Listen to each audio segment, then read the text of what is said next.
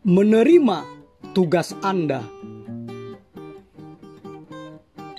Shalom mitra produktif, jumpa lagi dengan saya, Pastor Tommy Ringo, di Tahta Daud Channel dan Podcast Produktif dalam program 50 episode kehidupan yang dikendalikan oleh tujuan yang alkitabiah.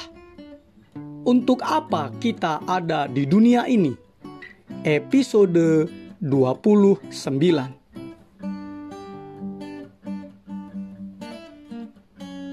Sebelum kita belajar bersama dan memulai perjalanan rohani yang mengasyikkan ini, mari kita memperkatakan dan merenungkan firman Allah yang tertulis dalam surat Efesus 2 ayat 10 terjemahan The Living Bible yang berkata, Allah sendirilah yang telah menjadikan kita dan memberikan kita kehidupan baru yang dari Kristus Yesus. Dan sejak dahulu Ia telah merencanakan bahwa kita harus hidup dengan membantu orang lain.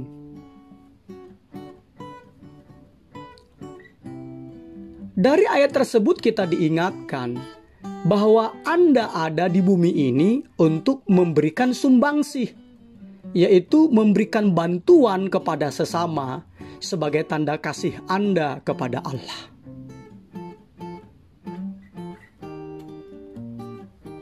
Anda tidak diciptakan hanya untuk menghabiskan sumber daya yang Allah sediakan bagi Anda, yaitu untuk makan minum, bernafas, dan memperluas wilayah. Allah merancang Anda untuk membuat perubahan melalui kehidupan Anda. Anda diciptakan untuk menambah semarak, yaitu cahaya, kemuliaan, keelokan, keceriaan, kehidupan di bumi ini. Bukan hanya untuk mengambil dan mengeksploitasinya demi kepentingan diri Anda sendiri. Bukan. Inilah tujuan keempat Allah untuk kehidupan Anda. Dan ini disebut pelayanan Anda. Dan puji Tuhan, Alkitab merincinya sebagai berikut. Pertama, Anda diciptakan untuk melayani Allah. Anda diciptakan untuk melayani Allah. Firman Allah dalam surat Efesus 2 ayat 10 berkata, karena kita ini buatan Allah, diciptakan dalam Kristus Yesus untuk melakukan pekerjaan baik yang dipersiapkan Allah sebelumnya. Ia mau supaya kita hidup di dalamnya. Maksud kata pekerjaan baik dalam ayat ini adalah pelayanan Anda, yaitu amal atau perbuatan baik yang menjadi standar moral yang wajib Anda lakukan, bukan sebagai dasar bagi Anda untuk menuntut atau memperoleh keselamatan.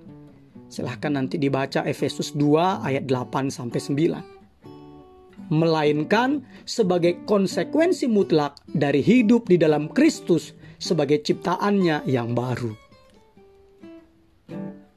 Sekali lagi saya katakannya, maksud kata pekerjaan baik dalam ayat ini adalah pelayanan Anda, yaitu amal atau perbuatan baik yang menjadi standar moral yang wajib Anda lakukan, bukan sebagai dasar bagi Anda untuk menuntut atau memperoleh keselamatan, melainkan sebagai konsekuensi mutlak dari hidup di dalam Kristus sebagai ciptaannya yang baru. Silahkan juga dibaca surat Titus 2 ayat 11-14, 2 Korintus 5 ayat 17. Jadi mitra produktif, kapanpun Anda melayani orang lain dengan cara apapun, sebenarnya Anda sedang melayani Allah dan menggenapi salah satu tujuan hidup Anda. Silahkan dibaca Matius 25 ayat 34-36, Efesus 6 ayat 7, Kolose 3 ayat 23-24. Dalam 2 episode berikutnya, Anda akan melihat dan mengetahui bagaimana Allah secara saksama, teliti, cermat, tepat benar membentuk Anda untuk tujuan ini. Anda ditempatkan di bumi ini untuk suatu tugas khusus.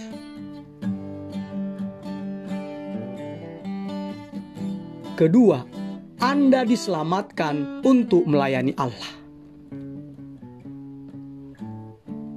Anda diselamatkan untuk melayani Allah. Doa Yesus untuk murid-muridnya dalam Injil Yohanes 17 ayat 15 dan 18 berkata, "Aku tidak meminta supaya engkau mengambil mereka dari dunia, tetapi supaya engkau melindungi mereka daripada yang jahat. Sama seperti engkau telah mengutus aku ke dalam dunia, demikian pula aku telah mengutus mereka ke dalam dunia." Artinya adalah bahwa Allah menebus Anda bukan supaya Anda langsung terangkat ke sorga. Allah menyelamatkan Anda supaya Anda diutus ke dalam dunia ini untuk melayani. Hal ini ditegaskan kembali oleh firman Allah yang tertulis dalam surat 2 Timotius 1 ayat 9.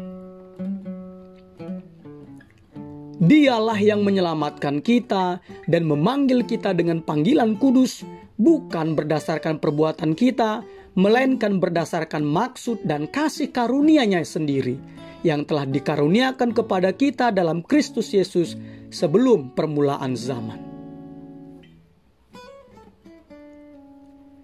Anda tidak diselamatkan oleh pelayanan, tetapi Anda diselamatkan untuk melayani. Mitra produktif, dalam kerajaan Allah, Anda memiliki sebuah tempat, sebuah tujuan, sebuah peran, sebuah fungsi untuk dilaksanakan. Yesus telah membayarkan keselamatan kita dengan nyawanya sendiri. Sekali lagi ya, Yesus telah membayarkan keselamatan kita dengan nyawanya sendiri. Firman Allah dalam surat 1 Korintus 6 ayat 20 mengingatkan kita. Sebab kamu telah dibeli dan harganya telah lunas dibayar. Karena itu muliakanlah Allah dengan tubuhmu. Jadi kita tidak melayani Allah karena rasa bersalah, atau rasa takut, atau bahkan karena kewajiban. Bukan. Kita melayani Allah karena kita bersuka cita dan bersyukur atas apa yang telah Dia kerjakan bagi kita. Kita berhutang nyawa kepadanya. Melalui keselamatan, masa lalu kita diampuni. Masa sekarang kita diberi makna. Dan masa depan kita dijaminnya.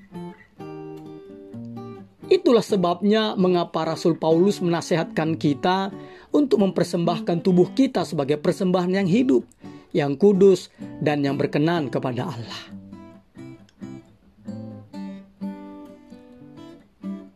Surat 1 Yohanes 3 ayat 14 berkata,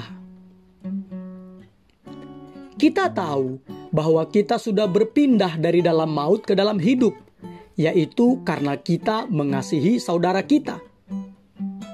Barang siapa tidak mengasihi, ia tetap di dalam maut."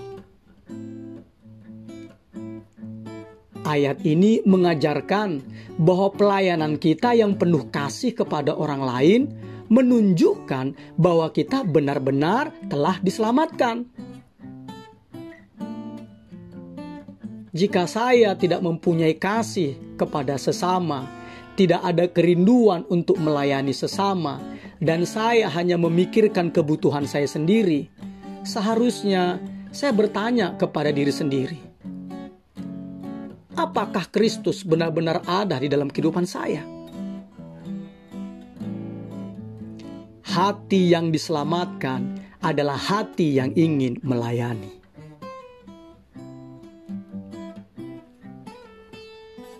Mitra produktif, istilah melayani Tuhan yang disebut pelayanan sering salah dimengerti.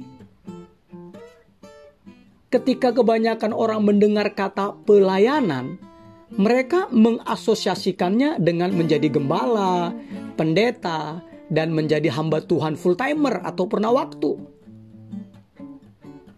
Tetapi Allah berkata bahwa setiap anggota keluarganya adalah seorang pelayan. Singkatnya, jika Anda seorang Kristen, Anda adalah seorang pelayan. Ketika ibu mertua Petrus disembuhkan oleh Yesus, ia pun bangunlah dan melayani dia dengan memakai karunia-Nya yang baru, yaitu kesehatannya. Matius 8 ayat 15. Inilah yang seharusnya kita lakukan. Kita disembuhkan untuk melayani orang lain. Kita diberkati untuk menjadi berkat. Kita diselamatkan untuk melayani, bukan untuk duduk-duduk saja dan menunggu masuk surga.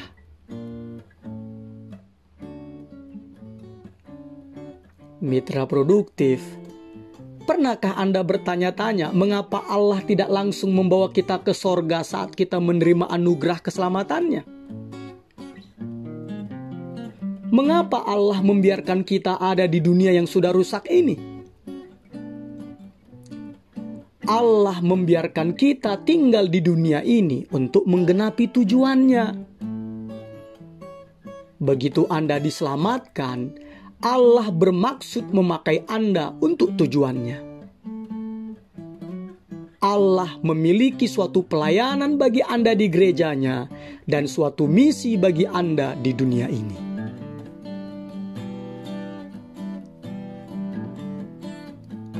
Ketiga, Anda dipanggil untuk melayani Allah. Anda dipanggil untuk melayani Allah.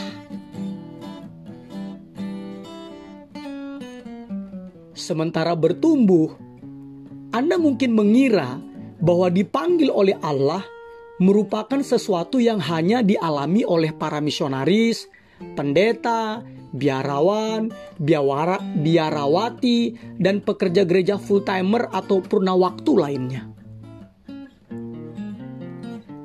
Tetapi firman Allah berkata bahwa semua orang Kristen tanpa terkecuali dipanggil untuk melayani.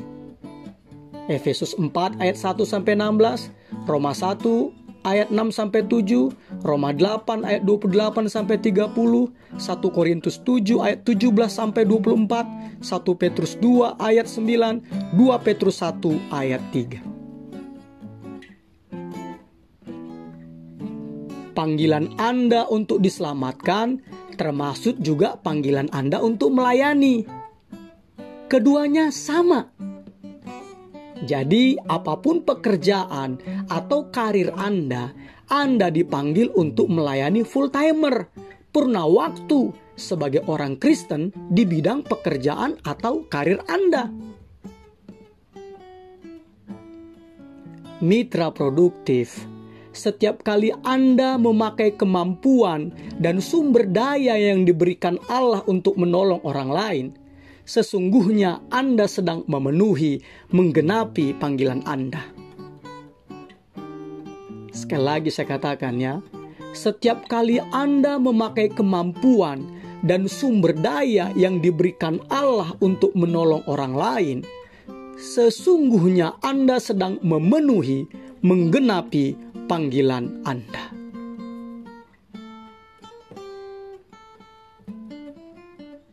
Salah satu alasan mengapa Anda perlu berhubungan dengan sebuah keluarga gereja adalah untuk memenuhi panggilan Anda melayani orang-orang percaya lainnya dengan cara-cara yang praktis.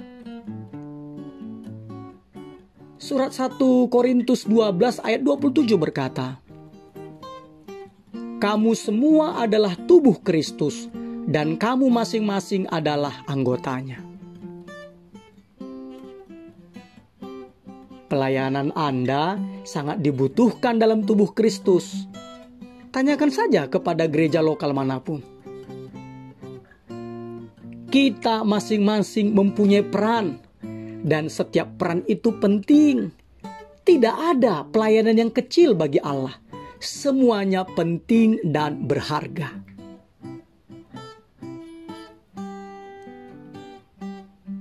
Memang beberapa pelayanan bisa dilihat dan beberapa pelayanan di balik layar, tetapi semuanya bernilai. Bahkan seringkali pelayanan kecil menurut kita atau yang tersembunyi justru membuat perubahan atau perbedaan terbesar. Singkatnya, setiap pelayanan memiliki arti karena kita semua saling bergantung untuk berfungsi. Roma 12 ayat 4-5. Dan saya ulangi lagi, bahwa setiap kali Anda memakai kemampuan dan sumber daya yang diberikan Allah untuk menolong orang lain, sesungguhnya Anda sedang memenuhi panggilan Anda. 1 Korintus 12 ayat 1-31, 1 Petrus 2 ayat 9, Roma 7 ayat 4. Jadi mitra produktif, semua pelayanan penting, bernilai, dan berharga, bukan karena besar atau kecil, bukan karena kelihatan atau tidak kelihatan, melainkan motivasi kita di balik melakukan pelayanan tersebut. Sekali lagi saya katakan ya, semua pelayanan penting, bernilai atau berharga bukan karena besar, kecil, kelihatan atau tidak kelihatan, melainkan motivasi kita di balik melakukan pelayanan tersebut.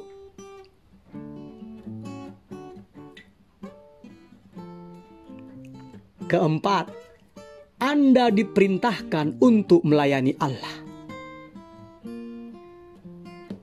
Anda diperintahkan untuk melayani Allah.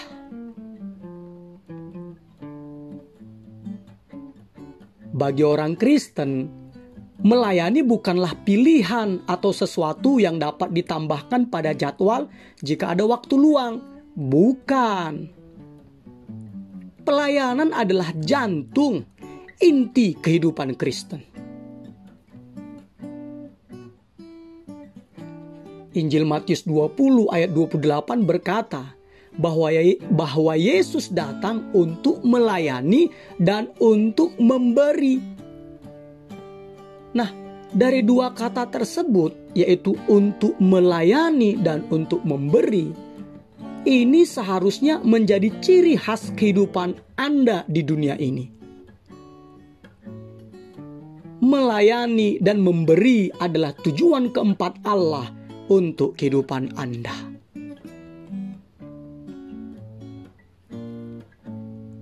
Yesus mengajarkan bahwa kedewasaan rohani sendiri tidak pernah merupakan tujuan. Sekali lagi ya, Yesus mengajarkan bahwa kedewasaan rohani sendiri tidak pernah merupakan tujuan. Kedewasaan rohani adalah untuk pelayanan. Kedewasaan rohani hanyalah bertujuan supaya kita lebih efektif menjadi garam dan terang dunia. Kita bertumbuh untuk pelayanan, dan kita bertumbuh untuk memberi.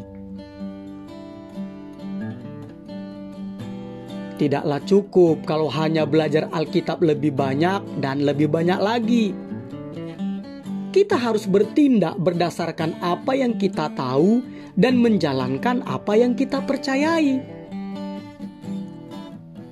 Sebab belajar Alkitab tanpa pelayanan menyebabkan kematian rohani, sama seperti laut mati. Karena sebenarnya laut mati bukanlah laut, tetapi danau air tawar yang sangat luas. Namun karena ia hanya menerima air dari aliran sungai Yordan tanpa menyalurkannya kemanapun, airnya menjadi sangat asin dan tidak ada kehidupan di dalamnya. Begitu juga begitu juga yang akan terjadi kepada Anda apabila Anda belajar atau mempelajari Alkitab tanpa melayani sesama.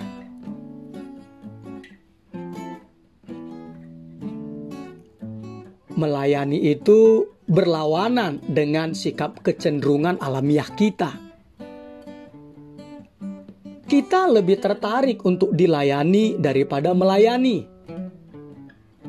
Kita cenderung mencari gereja yang memberkati dan yang memenuhi kebutuhan kita. Seharusnya kita mencari gereja atau tempat untuk melayani dan menjadi berkat. Tetapi ketika kita menjadi dewasa di dalam Kristus, fokus kehidupan kita seharusnya semakin bergeser ke arah kehidupan yang melayani.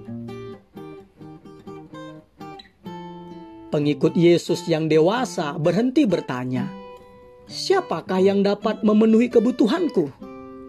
Dan mulai bertanya, "Kebutuhan siapakah yang dapat aku penuhi?"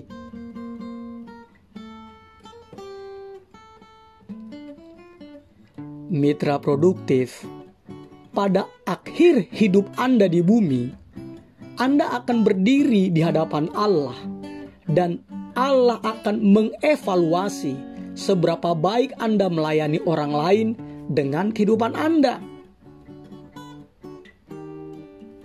Firman Allah dalam surat Roma 14 ayat 12 berkata, "Demikianlah setiap orang di antara kita akan memberi pertanggungan jawab tentang dirinya sendiri kepada Allah."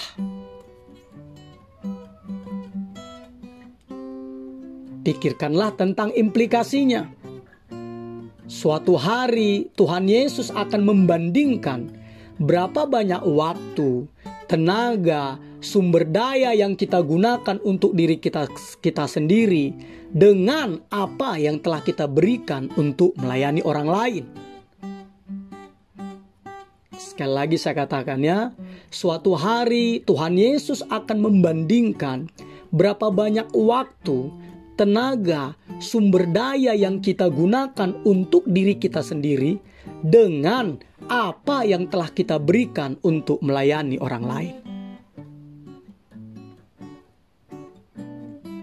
Pada saat tersebut, semua alasan kita untuk keegoisan kita akan terdengar hampa.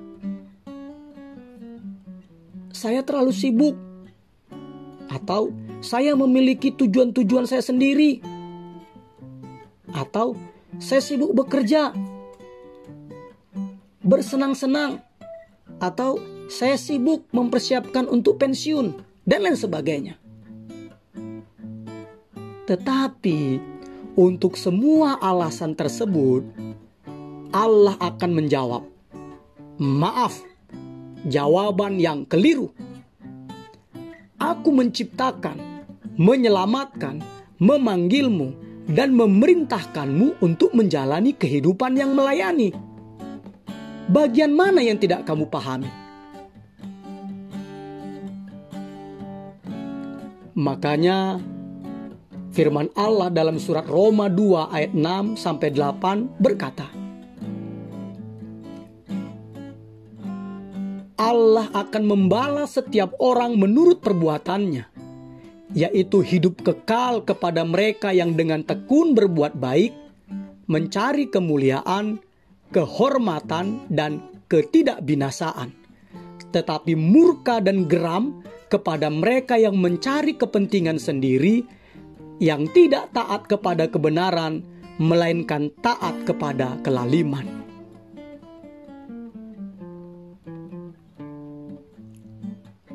Kita benar-benar hidup ketika kita membantu atau menolong orang lain.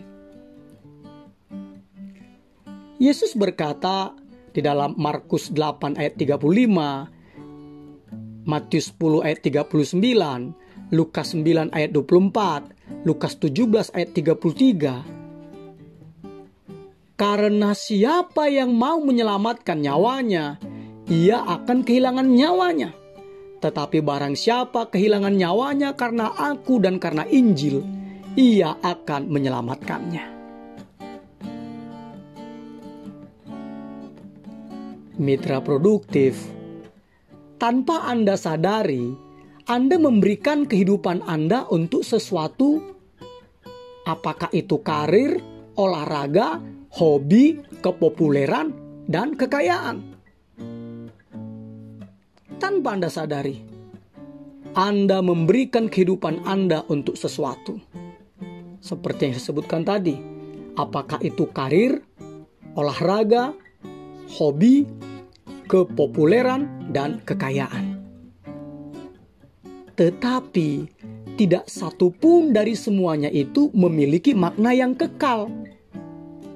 Melalui pelayananlah kita menemukan arti kehidupan kita. Mitra produktif, Allah ingin memakai Anda untuk membuat perubahan di dalam dunianya. Allah ingin bekerja melalui Anda. Karena itu yang terpenting bukanlah berapa panjang usia Anda, tetapi sumbangsih Anda, kontribusi Anda. Bukan berapa banyak yang Anda dapatkan, melainkan berapa banyak yang Anda berikan. Bukan berapa lama Anda hidup, tetapi bagaimana Anda hidup.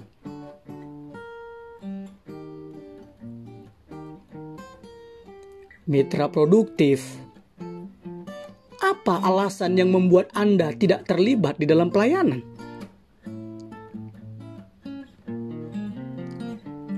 Abraham sudah tua, Yakub menipu dan ditipu dan merasa tidak aman. Lea tidak menarik, Yusuf dilecehkan dan diperlakukan dengan kejam.